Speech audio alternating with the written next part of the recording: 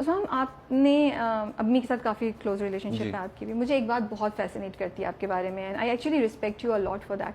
आपने अपनी अम्मी के लिए अपना करियर बहुत अरसे तक होल्ड पे भी रखा, बहुत चीज़ें आप मना कर देते हैं, आप उनका बहुत ख्याल रखते हैं, वो डिमेंशिया से सफ़र कर रही हैं, राइट।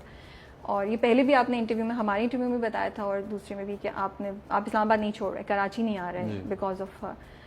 बट ज़िंदगी में बहुत कुछ हुआ जहाँ पे आपको, मुझे लगता है, शिकवे थे अम्मी से। तो how do you get your self कि आप इतना ख्याल रखते हैं?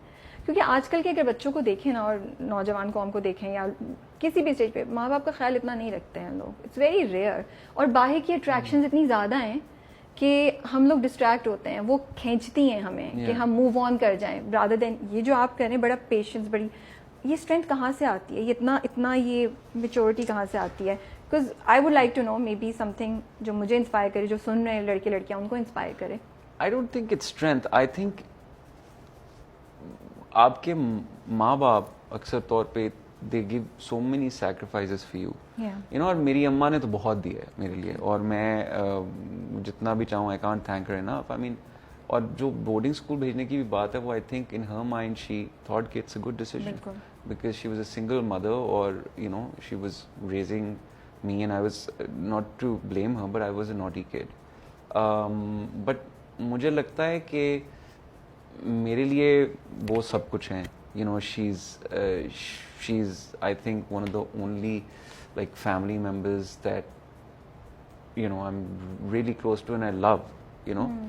And you know, I can't and seeing her in this situation, it's I don't know the word, but it's heartbreaking, and it's you know, thoda sa, you know, it's sad to see her in this state, because you know, I remember my mother being so independent, you know. She आज तक मैं कहता हूँ कि you know, she single-handedly, she used to, मैं जब boarding school में था for 4-5 years, she every weekend, apart from हमारे जब exams होते थे 2-2 महीने, we weren't allowed to meet our parents, but otherwise वो खुद drive करती थी to Murray, she would meet me, then at night she would drive back. Wow. You know, and she was a superwoman, because she handled everything with so much patience, or so we always used to rely on her, you know.